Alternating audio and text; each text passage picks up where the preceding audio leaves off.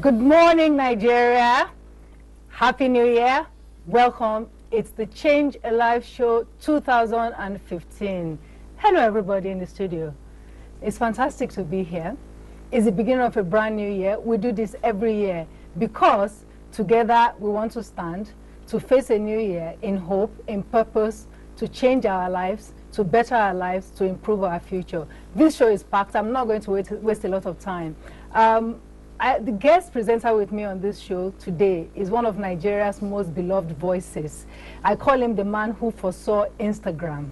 Before anybody thought of an all-glossy, all-picture magazine, Chief Dele Momodu thought of one. He's my guest presenter on the show this morning. Good morning. Thank you, Funmi, for inviting me on this show. Fabulous to see you. Thank you so much. And it's a special show because you've seen him every year for 8 years. This show is emotional for me in a way because I don't know what I'd do with myself without him on this show. But life is a continuum. He has started, we would not be here without his support, not just as governor, but even when he was chief of staff and going forward. Somebody described me, and you see the person later on the show, as the best friend one can have. He's also the best friend for change in life. The governor of Lagos State, His Excellency, Governor Babatunde Raji Fashola. Good morning, sir. Good morning, Funmi, and happy New Year to Lagosians and Nigerians. Right. I'm not going to introduce the last person first. I will take a short break. When we come back from the break, we're going to go straight into the conversation. We're going to have a lot of conversations on this show because we are talking about how to support our country, our military, our governments, our politicians, to build the sort of country we feel that we deserve. We're also going to talk about how Nigeria conquered Ebola and how we can strengthen our health system. We're going to talk with all the people who are making changes, particularly corporate Nigeria making changes. Oftentimes, we think they don't do anything, but actually, they do. We're going to show you the people who are making a change. And of course, our children, you will be seeing them as you see them all the time. They're actually outside having a party. They have no time for all this conversation that we're having in the studio. But they are here with us as you are with us. I'm going to take a short break. When we come back from the break, we're going to launch into the conversation about just how we can support our country to conquer. We had more attacks than we had in the year 2004. Unfortunately, it's that 2014.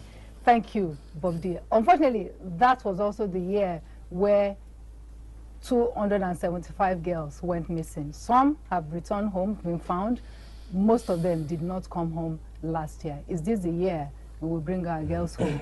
I apologize. This conversation was supposed to include Major General Olukolade, Chris Olukolade, who is the spokesperson of the Nigerian Defense Headquarters. Is on his way. We hope that he will join us before the end of the show. His flight was delayed and is trying very much to get on the next plane to be here with us from Abuja. But I'm going to start this conversation. And finally, of course, also with us is one of the people who, within corporate Nigeria and Nigeria as a whole, organizations who are trying to help in victim support. Mr. Weber Barr is the CEO of the Tony Elumelu Foundation. They are doing tremendous work in many spheres of life. I think this is one of the places where they do a lot of work that we don't know. We all know about the entrepreneurship, but how's about trying to stabilize those whose lives had been disrupted by the insurgency in Nigeria and other such acts? I'm going to start with you, Bob D. And you can ask everybody whatever question you want to ask them. Where were you when the girls went missing? Bob D. I was actually in Ghana when I heard about it, and it was shocking. And of course, these days, the first thing you do is go on Twitter to see the conversation and how people are responding. But unfortunately, what we realized was a lot of people didn't believe it. They felt it was all political. And that dragged on for about 3 weeks until the president then addressed the nation. Then we saw the gravity of what had happened. And since then, we have known no peace. Governor, it's not just the girls who went missing. Boys were slaughtered in school. Boys and girls were killed in school. People were bombed. What I know there's a lot of work being done by the federal government of Nigeria to arrest insurgency. Insurgency is a global problem. It's doubly difficult for a country like Nigeria that's dealing with so many other challenges. What do you think we should begin to focus on from 2005 in terms of conquering this huge problem? Well, you can only comment really on matters that you have the full facts on. As Bob D has said, reactions could have been better. But I think the first thing to say is that every nation from time to time deals with its own peculiar challenges. And as you observe, it's a global problem of some sort with individual national peculiarities. I think it provides us with an opportunity as well as much as it is a challenge. I remember as a teenager that the streets of London used to be bombed almost on a regular basis in the 70s, but they overcame it. And I remember that perhaps when I was in university, streets of Tel Aviv, cafeterias were bombed almost on a daily, but they've become the experts we now call to for help. So there's an opportunity there to redevelop our own knowledge and our own ability and to rebuild our security architecture. And in that way, prepare and anticipate any type of conflicts that may arise in future. But without the fullest facts, really, it is difficult to say that this is what we should do. Some of the things that I would have liked to see happen was a clearer definition at the time of what the nature of the problem was.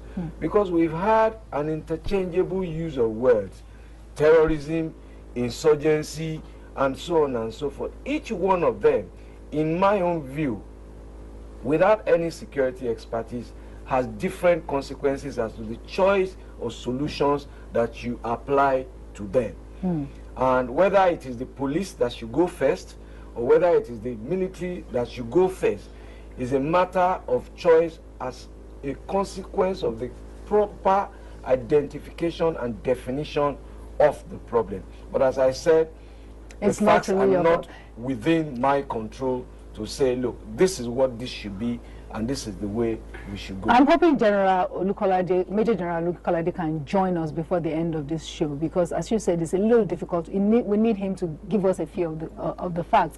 However, I'm going to go quickly, and Bobby, you can interrupt me at any time. I tend to talk, you know. I'm going to go to you quickly, Mr. Barr. You prefer to be called Weber or Mr. Barr? Dr. Barr. Dr. Barr. You know, when people earn their doctorate, you must use it, I think. Apologies for that. Now, why Tony Elumelu Foundation does a lot of things. Zeroing in on victim support. In what way were you hoping it will make a difference? Could you tell us that? Okay, so first of all, Sanunku Muntanen Nigeria, Barka da Sabon Shekara. I am so jealous. You grew up in northern Nigeria, didn't you? I grew up, born and raised in Jos, Nigeria. Were you born and raised in Jos, Nigeria? In Jos, Nigeria. So I may not look like it, but I am Nigerian. All right. Excellent. So in response to your question, so as it's well known, the Tony Elumelu Foundation primarily focuses on issues of entrepreneurship. And one of the things we realized while we were working on entrepreneurship, obviously, is that there's two very different narratives in Nigeria and actually Africa as a whole. One is the narrative of economic growth, phenomenal growth, entrepreneurship, energy, innovation.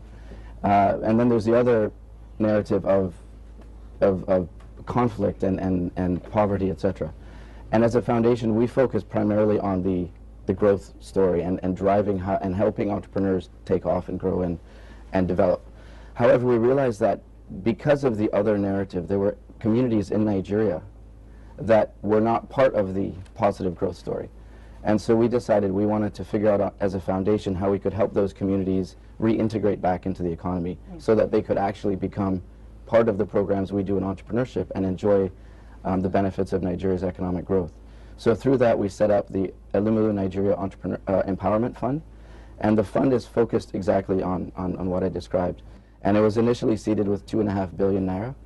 1 billion was donated directly to the Victim Support Fund, but the rest of the funds are focused on other communities around Nigeria that also are in the process of getting out of conflict or out of natural disasters and so on, and integrating back into the economy. So our first pilot will actually be working with the Ogoni community in River State. And I think that's a community that has been through a lot over the last 50 years. And we want to help them move from where they are now to being fully integrated into the economy and benefit from the growth and benefit from the resources. I'm particularly interested in the 1 billion given victim support. This is to the northeastern part of Nigeria, is it? The Victim Support Fund was for, it was basically for the rehabilitation of communities affected by the conflict in the north. What exactly will that speak to? What would the monies be used for? So in that regard, we gave it to, the Victim Support Fund is actually an organization chaired by General T.Y. Danjuma. The vice chair is Fola Adiola. And so they're actually the ones who are directly working with communities. We're not working with the communities there at all. In that case, they're still in disaster, so we're not directly involved. That's commendable, because without the resources, it becomes a challenge. You can speak to that, Governor. Because oftentimes everybody thinks, well, the government has enough money to do everything. Does government have enough money to do everything? I'm going to need you to answer that question after the break. I've just been told that I need to go on a short break, right?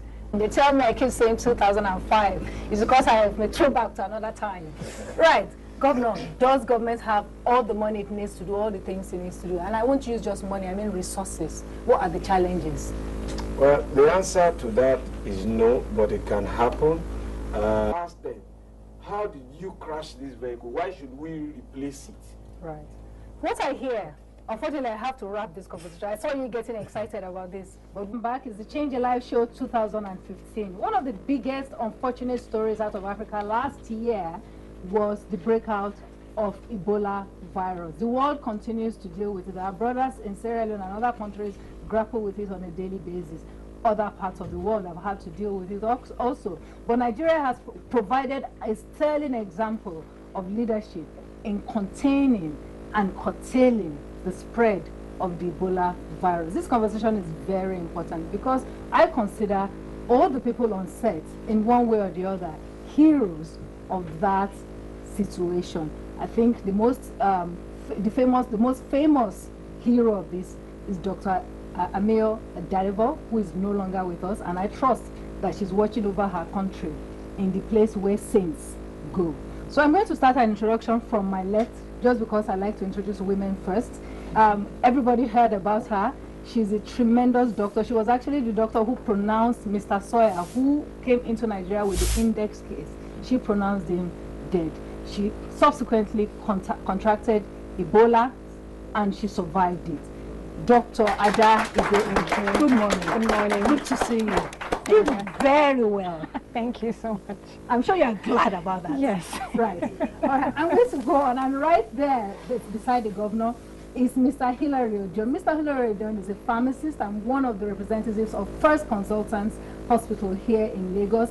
It's one of the most famous hospitals, I think, in the world, now deservedly so, because that hospital did what it needed to do at the time that it was called for. Good morning.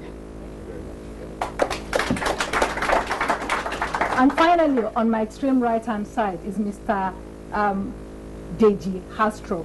Mr. Hastrop represents Chevron Nigeria, and he will explain to you what Chevron has to do with all of this later on. He's the General Manager, Policy and Government and Public Relations for Chevron Nigeria. Good morning, Mr. Hastrop. And of course, I dare say that you know the Governor of Lagos State. The index case was presented in Lagos State. If Lagos State did not do what it needed to do, we would all be in serious trouble. Thank you. Right, I'm going to start with you, Ada. How do you feel right now? I'm happy to be in. Do you understand the import now of, at the time you and your team, Dr. Daivo, all the other doctors at First Consultants were taking the decisions, taking those decisions, did you understand the import of what you were doing at those times? Did you know what could have happened if you hadn't done the right thing? We had been watching the news and seeing the numbers escalating, Liberia, Guinea, and Sierra Leone. And we knew that if that happened in this country, we would probably have more cases than any other country because of our numbers, because of our love of mobility. We move around a lot. So, you know, someone going from Lagos to Enugu, Abia, or any other state is going to be a catastrophe for Lagos. So we knew, for Nigeria actually, so we knew that it would be a disaster if we let it happen. You had that, you knew at the point where Mr. Sawyer had died that he was gone. But you went ahead and you did your job. Yes. I mean, I'd have thought it might be a good idea to call in sick. As a doctor, you have a duty to the people to not only protect the people that come to you, but also the environment that you find yourself in. So it's not just about being a doctor and treating those people who present to you, but being able to protect the general public. Right. And if staying back was going to only shield myself and leave the rest of the public in harm's way, I wouldn't feel comfortable and my conscience would forever prick me. So I knew that I had to still present to the hospital even when everybody was running scared. The news in the whole world was saying Ebola is death, death, death, death, and you know, I just had to present. I'm going to come to you, Mr. Odion. I mean, it's a good thing you said Ebola is death. We all, because of what was done in Lagos, we're all a bit more comfortable to talk about Ebola. I remember the first reports of it, the ways in which everybody recoiled. Your hospital, you also have a responsibility as a corporate entity to protect the hospital. You could have done that where you don't want the hospital to be associated with something that may affect your business. Did that not occur to you, your organizations at that time? You went ahead, you reported it, you were open about it. Yes, thank you very much. You see, first and foremost, the belief or the policy of the thought is that this is the legislation. So at every point in time, it's very, very important that we do the right thing. You know, the policy of the hospital, according to the chief medical director, is always do the right thing at the right time. So when Dr. Sawyer actually came, he needed to get treated based on his after and the vendor that needed to get proper medical care. But like you all know, the symptoms of Ebola, you know, applies to other illnesses. So at that particular time, nobody could actually say, yes, this is an Ebola patient.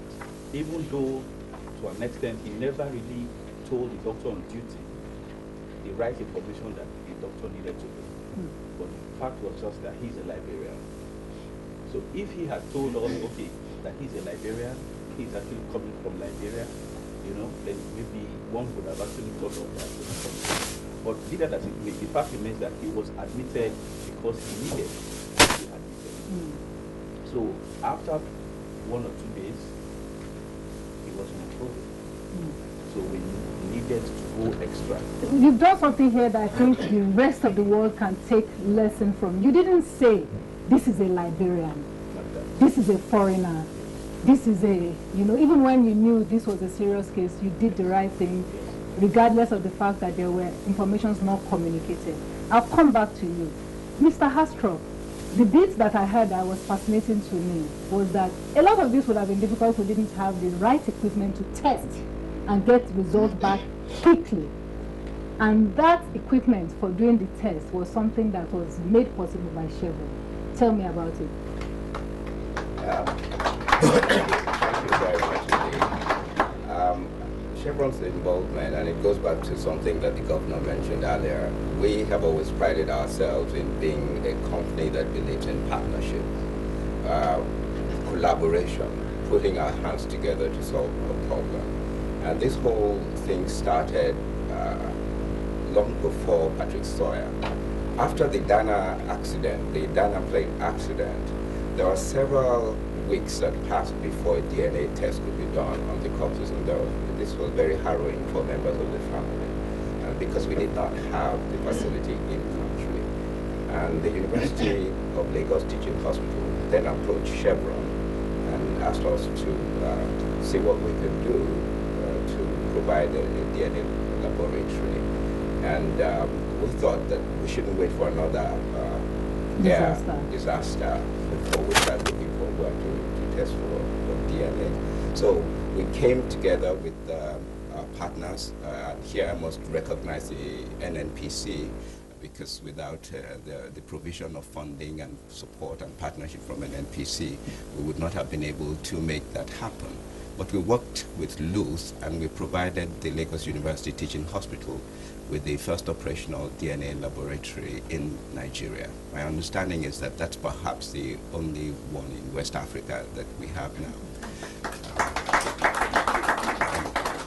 And the truth of the matter is that, God bless Dr. Adadevo, she sent the sample from the index patient to Luth for testing.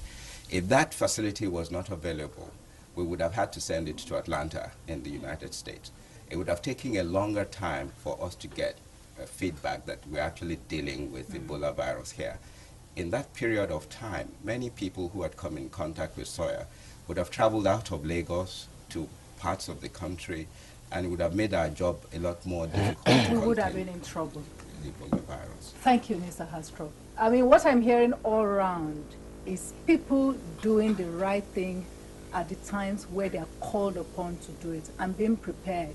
If you hadn't done that with the Dana crash, that facility won't be there. Without that facility, these results would have been different. Now, the final leg that was also important was, Governor, speak to us. You were not even in Nigeria when that happened, were you? No, I wasn't. Where were you and what did you do? I was on my way back from Lesser Hajj, and the year before I'd gone to Lesser Hajj, but we cut the trip short when my father passed. So I'd taken my children on a holiday, and because my father passed, we had to abort what was like a small family holiday that we hadn't had for like 10 years. So we came back. So I promised them that in 2014 we would go. So immediately we left Saudi Arabia, finished the Ramadan.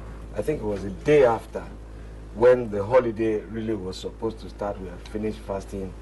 I just saw the news, Ebola in Lagos, and so I started packing my bags.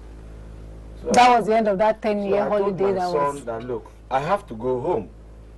Are you coming? He said, no, Daddy, go. Uncle is here. Let him stay. Let me have my holiday. He denied me last time. So I left him behind, and I was on my way back. Of course, by the time I got home, the commissioner and his team had taken some measure of control, but we now had to start learning and running at the same time.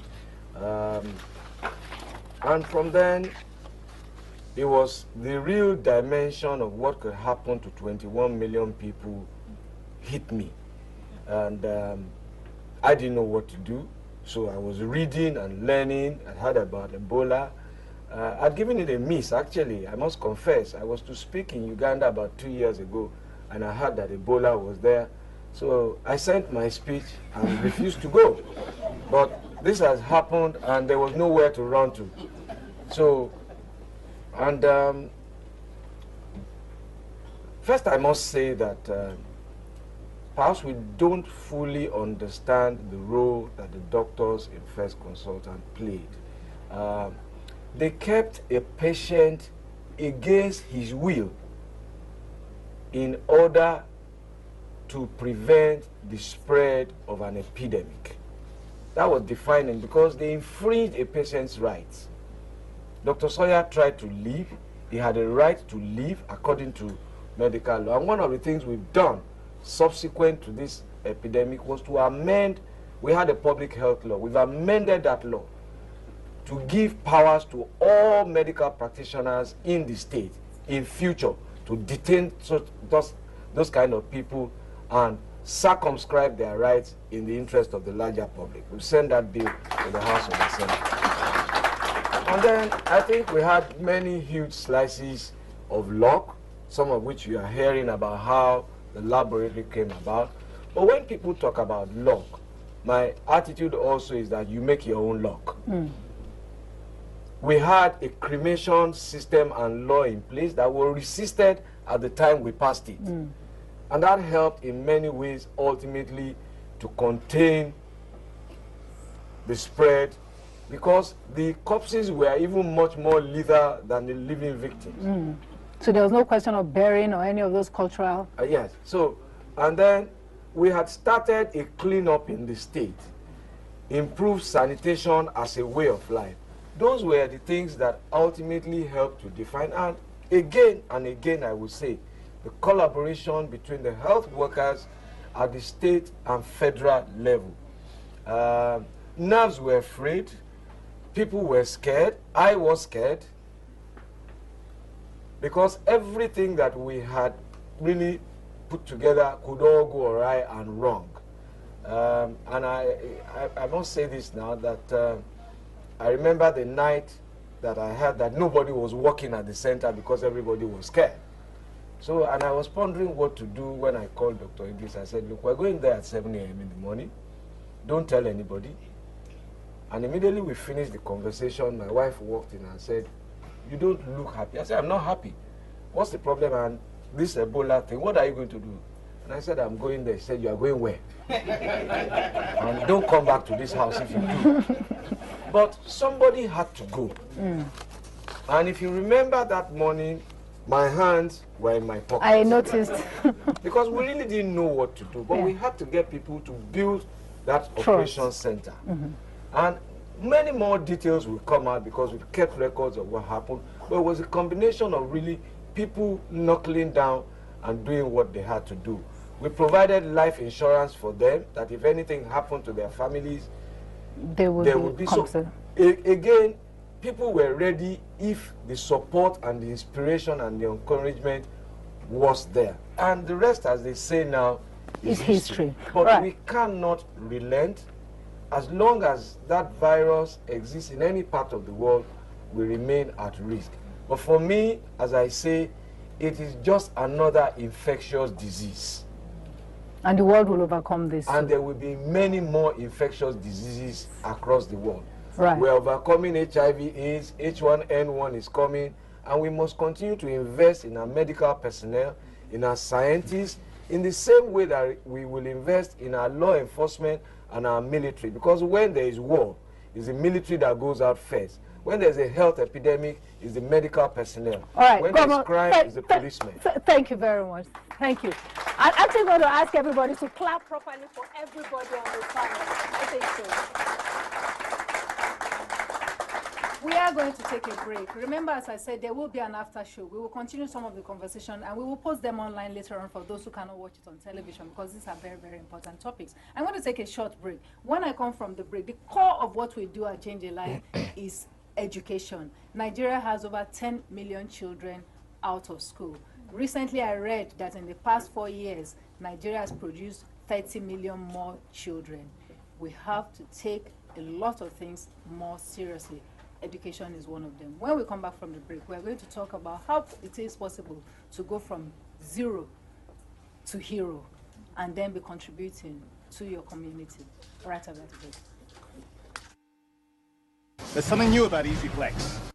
The Change Your Life annual show, and this is the 2015 edition. There's something about that 5 and 15 in my head. Now, we're going to be talking about education. Once there was this young man who lived in one little room with 13 of his siblings and his 2 parents, dreaming of becoming a lawyer, dreaming of changing the world. He didn't know how he would get there. But well, some people intervened. And today, he's not only a law graduate of Cambridge, he's come back home to contribute to this. That young man is right here beside me, Mr. Alex Ezinagu. How are you? Good morning. Very well. Happy New Year. And of course, Bob D's joined us again. This is your top because you know this young man. Yes, Alex actually invited me to speak to them at Cambridge early this year, and I must thank you for the good time you gave me. I mean, you have so many Nigerians, and they actually told me how difficult it was for them going to school, and today they have scholarships in the best universities in the world. For on the extreme right hand, the people who made it possible for Alex to find the sort of education he had capacity for and desire was the New Era Foundation, headed by Senator Oluremi Tinubu. And Mr. Oshilaja here is the executive director of New Era Foundation. Good morning, Mr. Good morning. Good morning. Okay, I'm going to sit back and leave this to you. Yes. For me, education is very critical. I was telling Funmi when she was asking me earlier on, where did I pick my Yoruba from? And I said my mom couldn't speak one word of English. In fact, eventually I ended up studying Yoruba in the university, and my mother was wondering, what are you going to do? I'm Dele, I think. But the importance of education is that it makes you a complete human being. And that is why this segment, for me, is very, very emotional, because there are so many kids out there.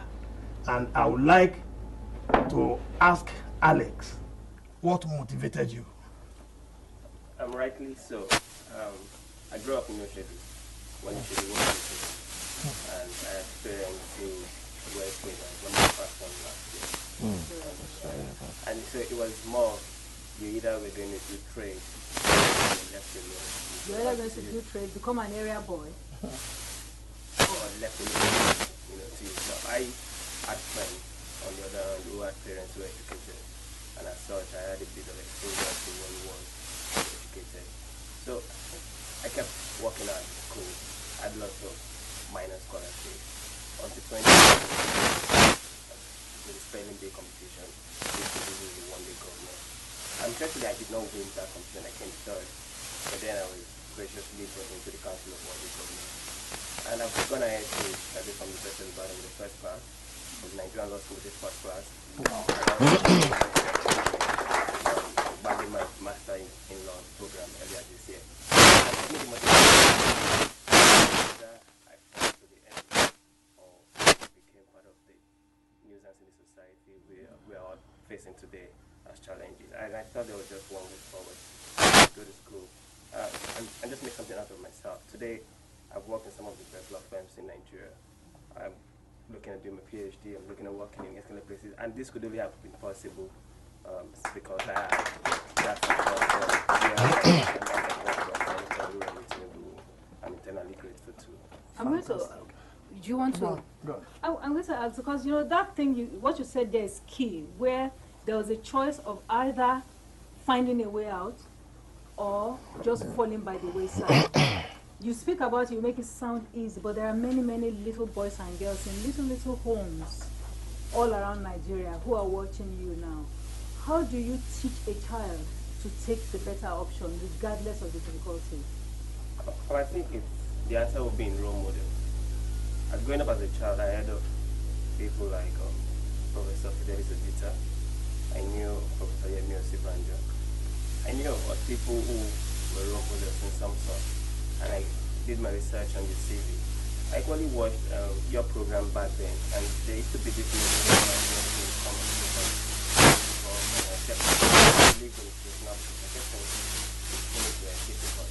but looking back today, I think those were the abstract motivation. They may not have been physical or material, but then I knew someday I wanted to be this. I wanted to be this, and so I kept working. And so the message would be, if you could put a picture before you of who you'd want to be like, and if you could do a little research on the steps the person is taking. I mean, there are limitations, and the limitations are really real. I have had to up goods, I've had to carry goods for people, I've had to wash, I've had to sweep, I've had to do sort of odd jobs. But today, I do not look like one who did any of those things, and this is the reward for hard work that you could put in. And so if that could be really Mr. Oshilaja, I mean, you must be proud. You're sitting there like a proud daddy. Oh, absolutely. Very, very proud. Yes. Why zero in on education? As you know, Senator Oluremi Tinubu, in everything she does, she takes a lot of pride in the fact that she's a teacher, and as a teacher with a big difference, a teacher that is very, very interested in the future of every of her students. Unfortunately, she's not teaching in any school right now, so she took up this challenge, you know, way back in 2001, you know, to start the idea of spelling bee and all this stuff. And it has helped a lot of students within the public schools. And I just want to make sure that I open my mouth wide here while our Bob D, you wanted the governor here to be the president of Nigeria. I support you.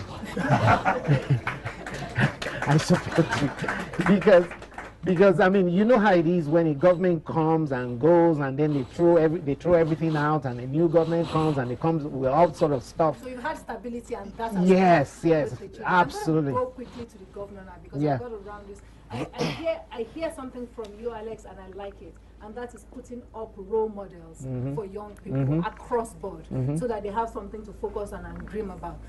I know you are passionate about education. What are we going to do about those 10 million children? Well, I honestly wish you didn't ask that question that way, because my answer first is, where did that data come from?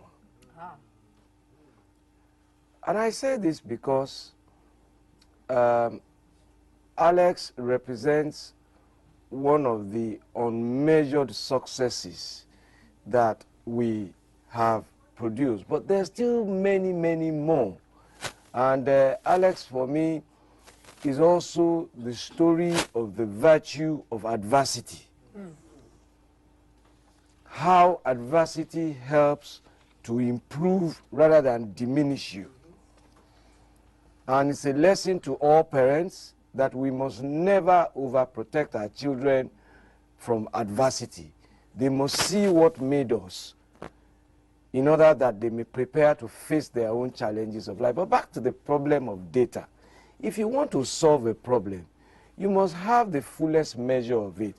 And this is why things like census taking, residence registration remain very important to me, as they should to any serious group of people, community, state, or nation.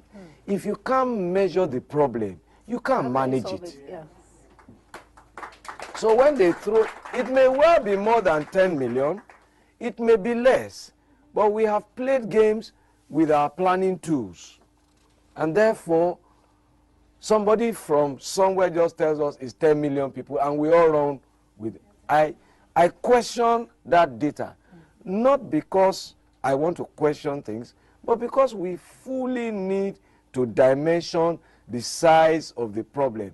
If it is 10 million children, for example, as a matter of proven record, how much then does it take to give each child an education? Very, very, very early in life, that the foundations for success are built on pillars of adversity. Yeah.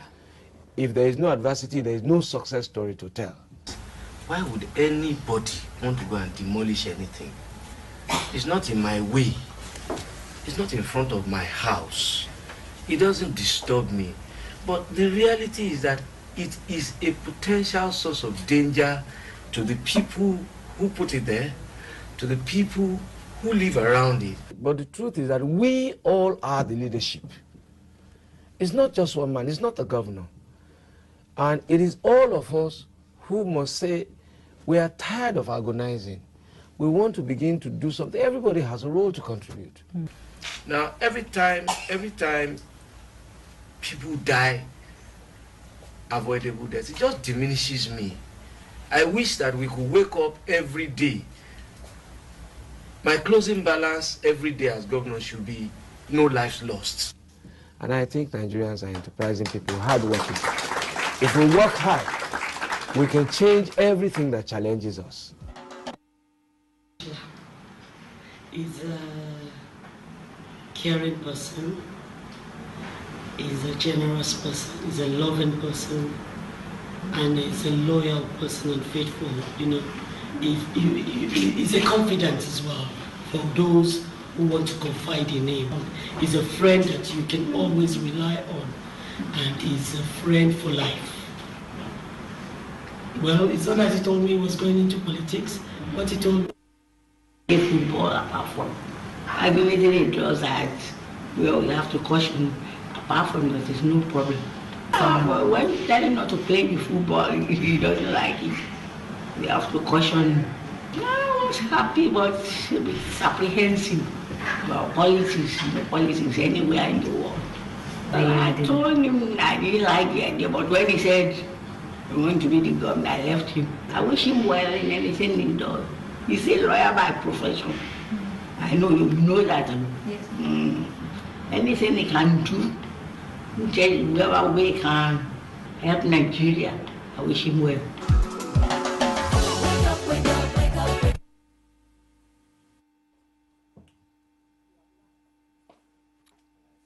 Right.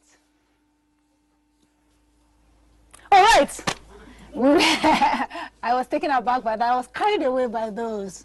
We were cycling around you for weeks, trying to find all sorts of people. We trapped your mom, who was very graceful. We trapped your wife. The bit of that you didn't see is that she told us she was not a flower girl. She doesn't like flowers. She wants other things. Everybody had a sense of, you know, a certain warmth and love for you in what they had to say about you. I mean, your mother said you were difficult. You know, you were always cowling. All the pictures we found of you as a young child and boy, you were always cowling. What is with this cowl? When you see your mother going through a very difficult life, trying to make sure that you don't fall by the wayside. I saw her suffer as a single mother, and every time I look back, I remember that I am here simply because she didn't give up on me. So, and life was difficult, and I saw it at this level and I saw it at this level, and there were times when you just woke up in the morning and there was no food. I've learned to smile a little now because my job requires it. I see that a lot of people draw inspiration from my mood,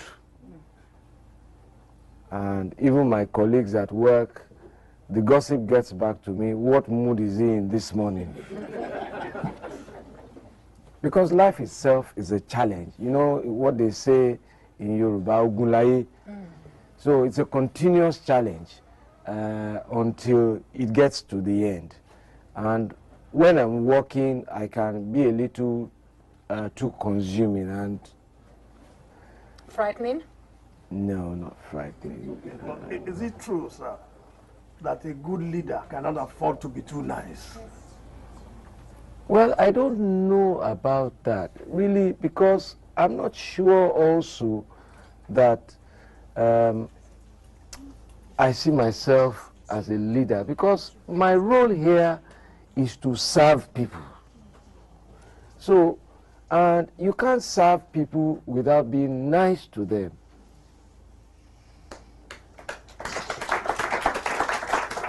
But there are decisions that sometimes you have to take that are not understood, either when you conceive them or when you are implementing them. And sometimes you have to be nice to be nice. You know, the problem with the governor of Lagos State, with Mr. I like to be called Mr. Babatunde Raji, is too serious. He's an ethical. We are going to come back to this discussion with him because we have to go off live TV, but we will be recording and we'll post it online. And we have in the studio with us now. He has just flown in from Abuja. I must thank him for that. Major General Chris Olukolade is here. So we're going to go back to that earlier conversation. Thank you. But before that, because he's such a serious man, we tried to find how we're going to surprise him. We saw that picture of him dancing Galala. We said, okay, maybe that won't work so early in the year. But we got somebody in the house who is a dear friend of his, a dear friend of ours, and one of Nigeria's legendary musicians. Kwamwon is here this morning.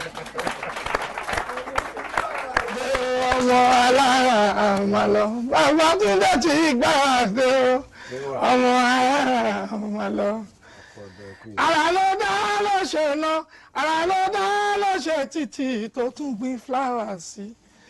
Ara ló dá lọ́mọléèwé náà fi ń pariwo Fashola, Fashola, Fashola, Fashola. Ọkọ̀ ojú omi pẹ̀lú flyover nílùú Lagos State. Àkànní tí gbàdé ọmọ alára máa lọ.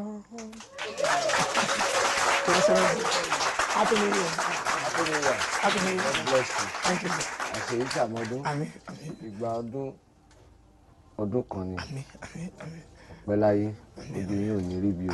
Ìlú Èkó ò ní bàjẹ́ o. Èkó ní bàjẹ́. Èkó ní bàjẹ́. A ti tọrọ lọ́wọ́ Ọlọ́run. Èkó ní ìtẹ̀síwájú Èkó. Thank you very much.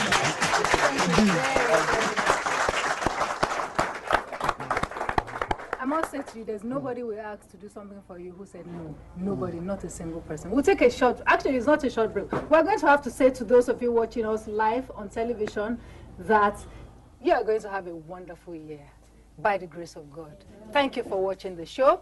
The show continues as an after show. General Chris Olukolade is the Director of Defense Information for the Nigerian Defense Headquarters. Good morning, sir. Good morning, ma'am. Good morning, Your Excellency. Good morning. Yes, sir. Very good to see you. General, before you came in, we had started a conversation already about going forward into a new year now. How is the Nigerian Army, the Nigerian Armed Forces going to overcome this challenge of insurgency? And is this an insurgency or terrorism? Thank you very much. I like the last aspect. It wasn't from me, it was the governor who actually introduced it earlier. Okay. You asked, is it insurgency or terrorism? Yes. If by definition, when people engage in insurgency, there's some, maybe legitimate claim that they are trying to push across and get the attention of government either to negotiate or, see their position.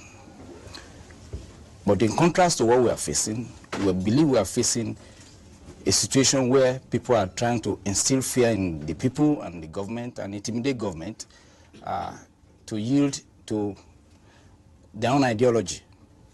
And they are doing this by fear and by trying to instill fear by killing, maiming, and doing all kinds of things that make life uncomfortable for citizens. To that extent, I would say the last one is preferable in defining what we are going through. That is, we are going through terrorism. And the earlier every Nigerian realized that, the better. That we are dealing with people who really don't have a claim that is legitimate. Rather, they want to make life uncomfortable for every Nigerian. So it's a war. They've declared a war on the Nigerian state. Clearly. This is what it is. This is a war. Okay, so you are the man who knows how to fight a war. How are we going to fight this war? How are we fighting this war? Well, initially, the approach had been to see these are fellow citizens, Nigerians, and see it as an internal security operation, in the sense that we have some consideration both for them and for the citizens that are equally victims. And that means we must limit the level of force we can release on them in response to the activities they engage in. However, as time went on, and the activities became more vicious, causing more damage to our country, we got to step up our game, and that is what has been incrementally the situation. Up to this moment, our firepower has to be raised up, upgraded, in the sense that the level of weapons we were using, the isolation that we were using, has to be more discreet and stepped up, considering the fact that they have started imitating what their fellow terrorists in other parts of the world are doing in terms of wanting to have territories under their control. Raising flag. I'm going to say that this is a conversation, so at any point, any of the gentlemen can come in. Yeah, I'm okay. So we can make this a rounded conversation, because the desire is for us to find a solution together. Right, Governor? Mr. Momodu, this is what we want to find. What actually though is the truth? There's a lot of story out there, and it's a good thing to clarify these issues. It's said that the Nigerian Army hasn't got capacity in terms of equipment and men. Is this true? Do we have full capacity? Well, the capacity in this matter is relative. Relative in the sense that Initially, we got to engage in this with some conventional training that is our background. That is going after them. When we talk of weapons, weapons are graded. There are weapons that are to be at individual level. Every soldier going to battle is expected to be armed with at least a rifle. And there's nobody in this operation who is not armed with a rifle. There are weapons that are sectional weapons. There are weapons that are at the company level, at battalion level. You don't deploy that to an individual to carry. For instance, machine gun. Machine gun is not for every soldier to be carrying. But the terrorists we are dealing with have no convention. They can, everybody there can carry the RPG, that is the rocket grenades. Everybody can even choose to carry machine guns. So that in itself is one area of contrast that makes it difficult when people are alleging inadequate equipment. But that is not to say that we don't need equipment. We definitely do. Why? For instance, in every war, there is wear and tear.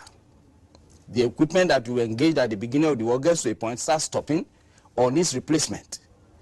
In other words, they cannot go through all that mission from the beginning to the end. To that extent, we will definitely continue to need upgrade of our weapons. Also, I said initially that we got to isolate.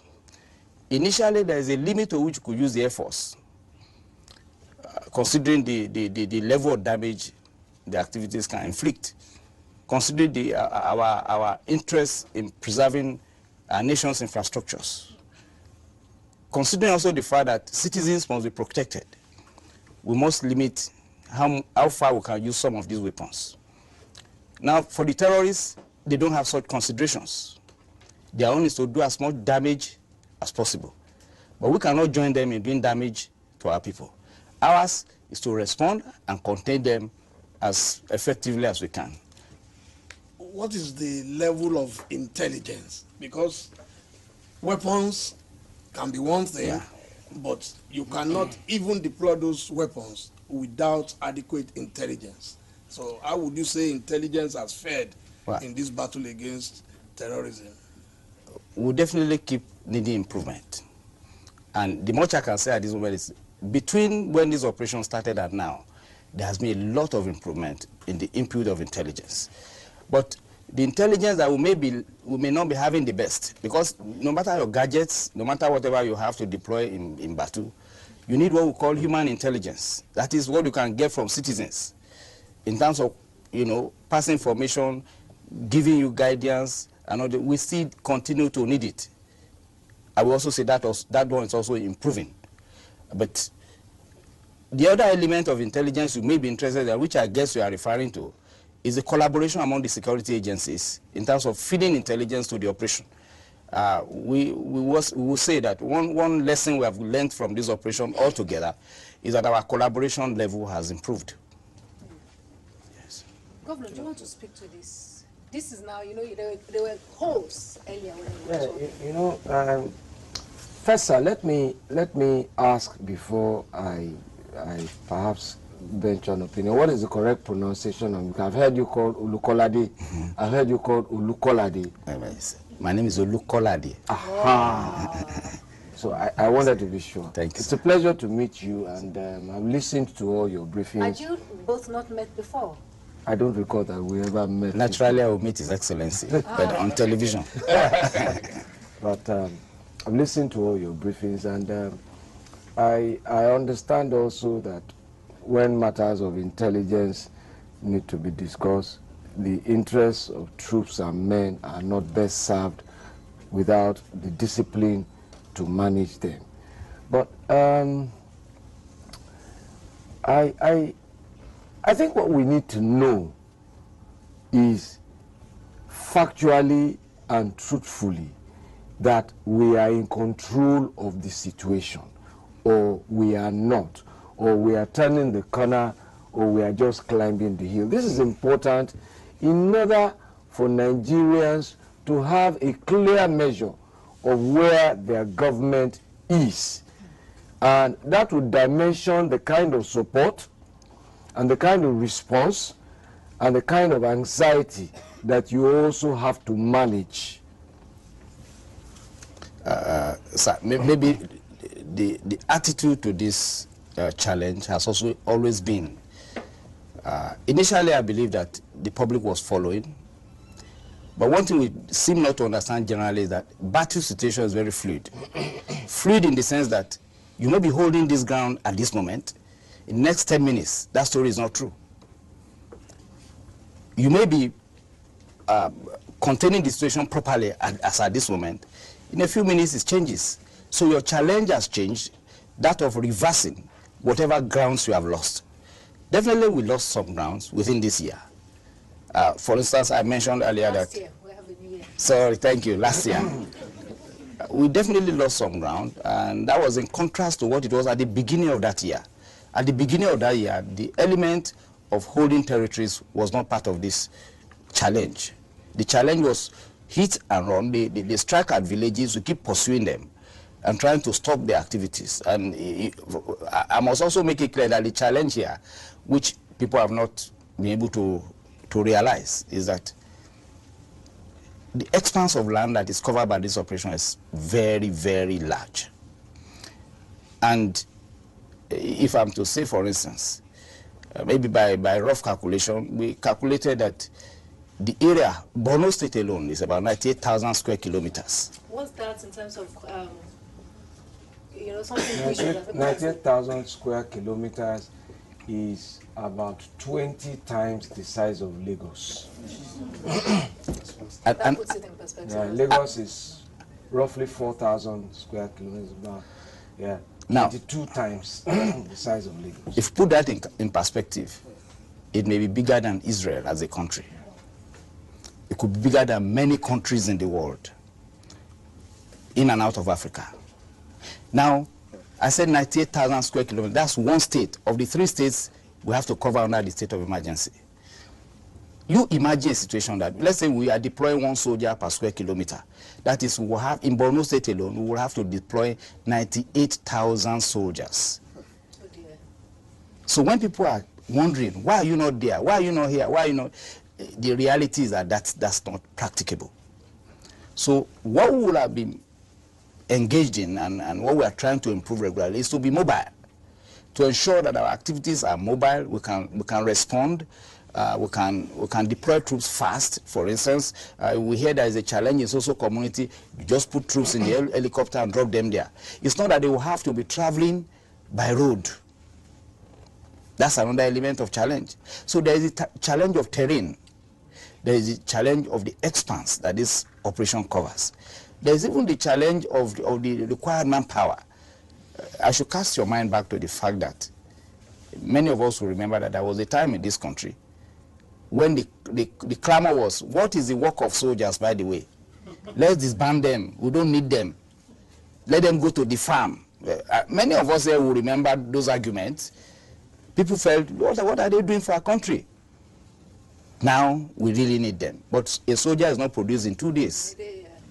Well, sir, I must interrupt you quickly then. Why then? Because if I didn't ask this question, it would be glaring.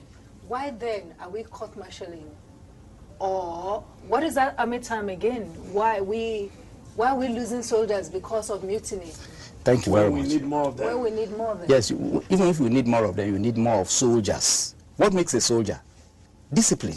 That's what differentiates a soldier from a civilian. Now, if you have a pack of 1 million indisciplined soldiers, you have a dangerous thing in your hand as a country. And that danger must be contained. There is no need to just have a body of men who cannot be controlled. When you talk of welfare, no, when people try to say it's about motivation, and they relate motivation to money, they relate motivation to allowances. I can challenge a civilian and say, okay, if it is money, let's give you 100 million. That is bullet. Go and face it. Will you face the bullet because of 1 million or so million of naira? So the real thing is the psyche of the soldier to be able to respond to directives. We know that there is bullet coming from that direction, but you have to go. and it will move. Was that a training challenge, the training gap you spoke about? Because I know for sure you were part of ECOMOG. Yes, I was. Nigeria was recognized internationally for her role in stability across Africa. How is it that these same soldiers, or are they new soldiers, where is the gap?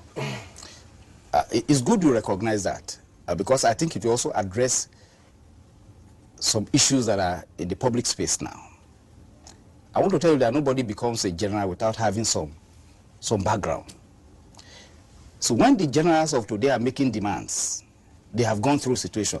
The ECOMOG you are referring to was conducted by people who by now have risen to you know, to the higher ranks. So when they are giving directives, they know why they are giving directives. They know what a soldier should be doing. They are doing it. They are giving their directives based on what they know is the capacity we have inculcated. So if for any reason you are not doing it and you still want to be in this uniform, you must conform.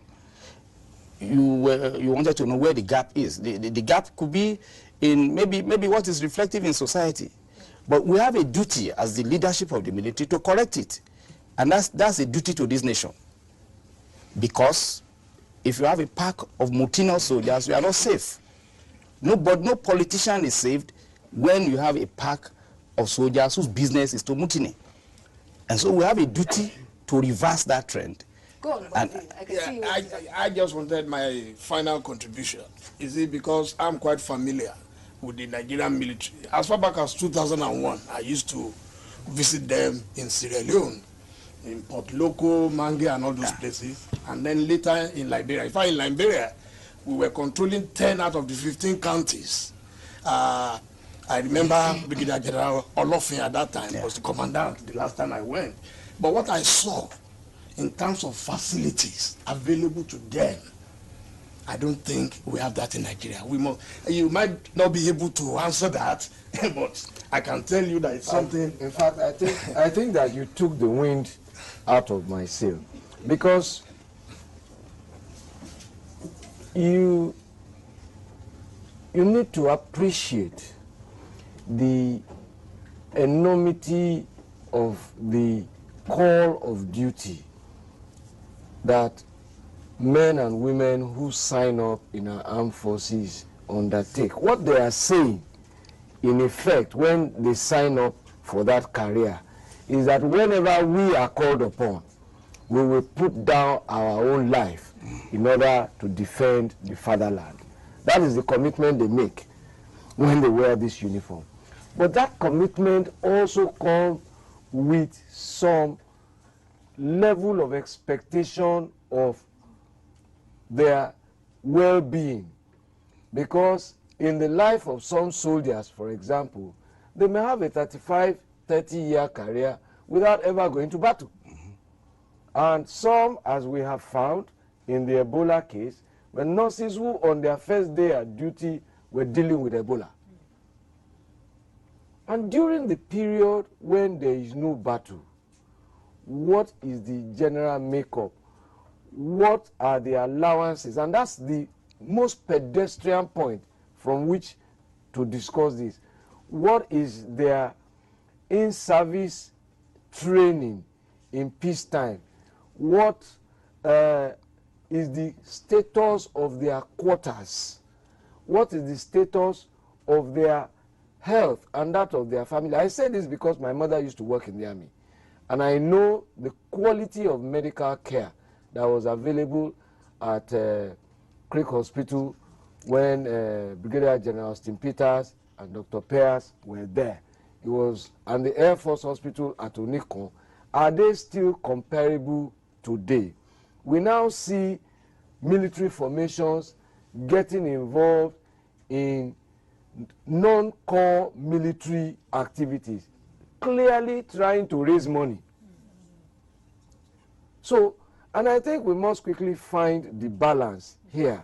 It's for me, this is a time to reinvent everything that is the military. And I will close here by perhaps referring you to the statement, I think it was General Saliu Ibrahim, if I remember him correctly, was former Chief of Army Staff, who raised an alarm about what was happening in the Nigerian Army at the time, and I'm not sure if we responded appropriately. But again, it is not just the Nigerian Armed Forces that we must focus on now. It is the general institutional capacity of our nation, and in that sense, ourselves. Because institutions are not mystical. Institutions are run by people. When NTA does well, it is a good team of men and women who have done well. When NTA drops the ball, it just means that the men and women in NTA didn't do their job. Right. And I think that that is the context for me.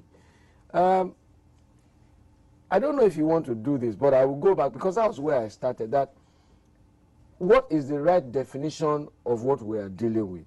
Now that I understand you to be describing it as terrorism, are we using the proper tools? Do you use the military to fight terrorism, or do you use the police force to fight terrorism? I say this in the context of the fact that if these people are Nigerians, do we send the Nigerian military against Nigerians? Is this global standard practice? Right. I think that both gentlemen need to have a conversation. But well, because we have to round up this conversation, but I need to ask you an important question. Because I think that this conversation is a deep, important conversation. We can't even do it justice here. But I like the fact that we've started this. I'm praying and hoping that we will get all our capable men and women together on this case, regardless of our affiliations. However, what I want to ask, and if I didn't ask this, I will be slaughtered. Literally, I don't mean it. Are the girls coming home this year? How? Are they, or what is the situation? What? And back to what the governor was talking about, I think that Nigerians really want to support our military. I speak also for myself, that I want to support our military. Everybody I know wants to stand with our military. We need to know how we can help. Beyond those deeper, harder, perhaps intelligence conversations that need to be had. Do I come from the last area of this issue? Yes, please. About are the girls coming back this year? I must cast your mind back to the fact that since this incident, the entire nation feels embarrassed. Indeed, we too were concerned. And like I explained to certain people who came to agitate at the defense headquarters, many of the officers and soldiers also have their relations who, you know, were affected one way or the other, either by that particular incident or other elements of insurgency. So the impression that we are not concerned should be out of it. We are deeply concerned, and every effort is on. From that moment, we have explained that initially we deployed aircrafts to get involved in surveillance. Additional men were pushed to that area than it was before the mission. Additional formations were told to join up in it. The information capacity, I mean, intelligence gathering capacity was heightened. You even know that international community got involved, because initially the feeling was that the security agencies were not doing enough, and that perhaps when the others come in, a miracle will happen suddenly. Well, it has been since then. I mean, I want to tell you that nobody has given up hope. But the major concern, the priority in going for these guests is that whenever we have them back, we want to have them alive and well, bring them back Do you still intact. have hope that we can bring them back? We will still keep working on this hope. Okay, I'm told that I have questions from the audience. That's 3 questions from the audience. Which is the first question? Yes? Yes? Yes? Anyone with questions, please? Mr. Hasro, go on. I think they have yes. I was going to ask the General, sir. You still have not been able to help us exactly what's going to happen to these girls and when they're coming home. I know it's very hard for you to say precisely in December or in January or as the case may be. But by now, sir, we all know with terrorists, most of these girls will have been raped. Most of them by now are maybe ready to have babies. What do we know about that? Okay, so you are speaking to trauma, how to deal with post-traumatic, Not just that, but what are we getting back?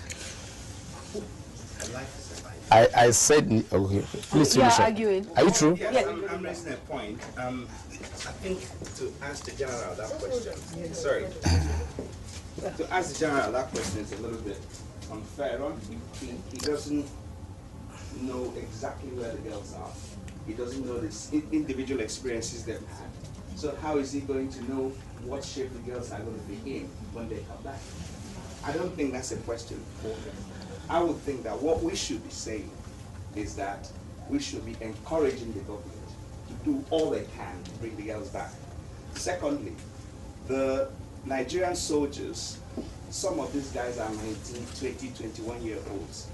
And when we criticize the armed forces, we're actually demoralizing the people who are putting their lives at stake fighting for us. And so my own contribution is that whatever we do, we must isolate politicians and the physical soldiers in uniform out there.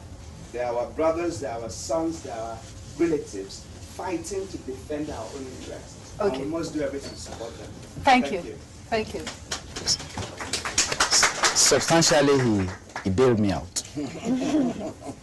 I wouldn't have said much differently.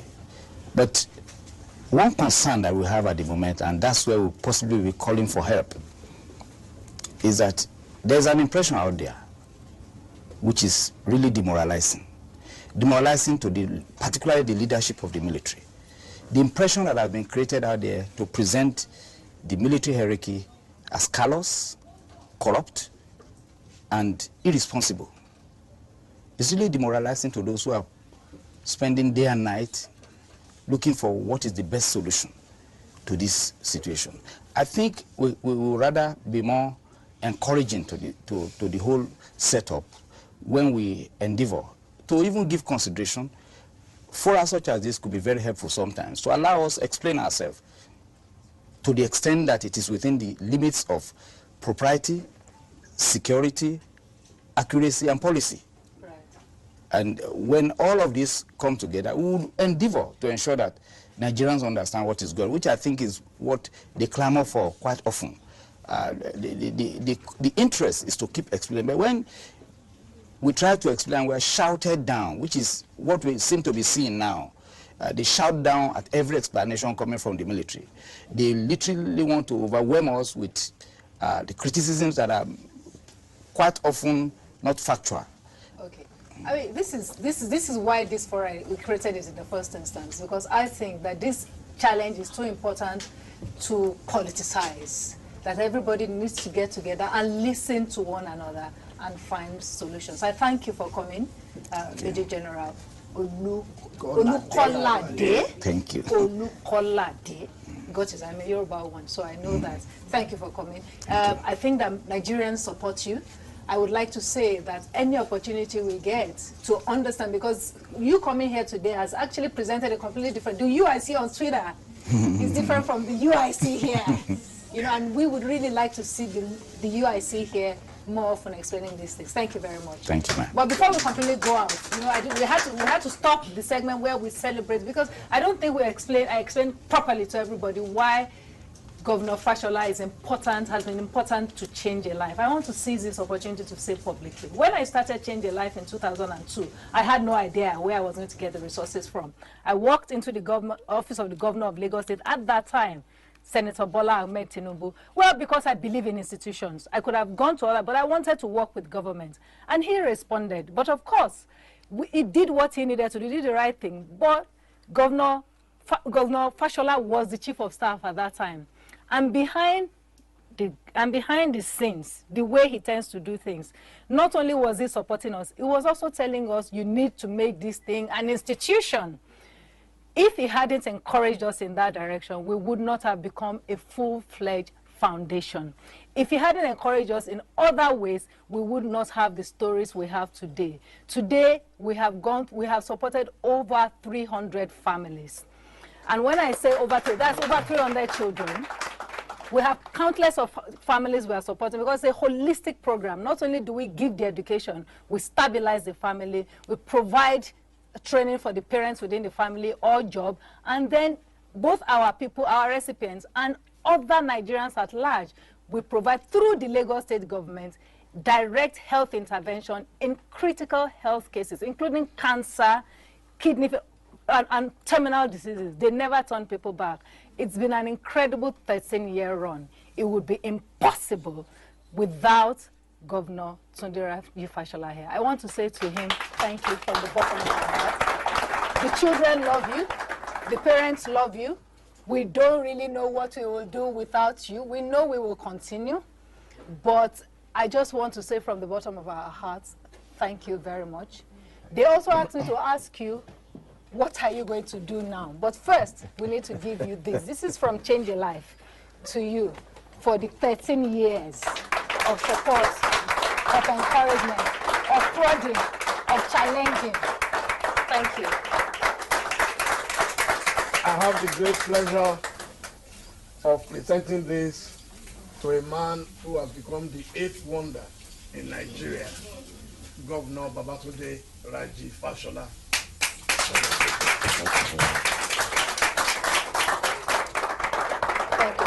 Thank you very much. And please sit down.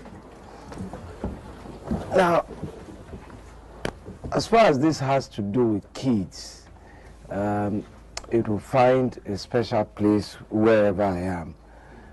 But I think all of the real gratitude must go to you, Funmi, because this was your idea. And whatever we as foot soldiers that you have converted to the idea of reaching out to vulnerable and less privileged people, it is the story of the idea itself that would ultimately endure. All of us are passengers in the journey of this idea. Our journeys will end, and other people will hopefully continue it. But it is the idea that will never end. So I really thank you for allowing me to be a part of this. So please tell us, sir, what's next? Your mom and your wife said it wasn't there. She said, look, his dream was to be a senior advocate of Nigeria. He just wanted to be a great lawyer. His mother said, you know, he was passionate about football, and then he wanted to be a lawyer. You've become, and I would like to say this as my personal opinion, Nigeria's most outstanding public official. Nigerians look up to you everywhere. People take inspiration from you. Where are you going next? Well, I really don't know. Nigeria has been kind to me. I have believed in Nigeria. I have believed in the promise of Nigeria. I have an idea in my head what that promise looks like, and I know that it will come to pass. That Nigeria's promise will be fulfilled. The real question is whether it would happen in my lifetime or not. There's a lot to give back to Nigeria, but as I've said, so many people are doing much more revolutionary things than we care to know about, other than what we see of the people in the public space. And for me, you don't need a title to serve. And so I will continue to serve, and I don't think I need a title to do that.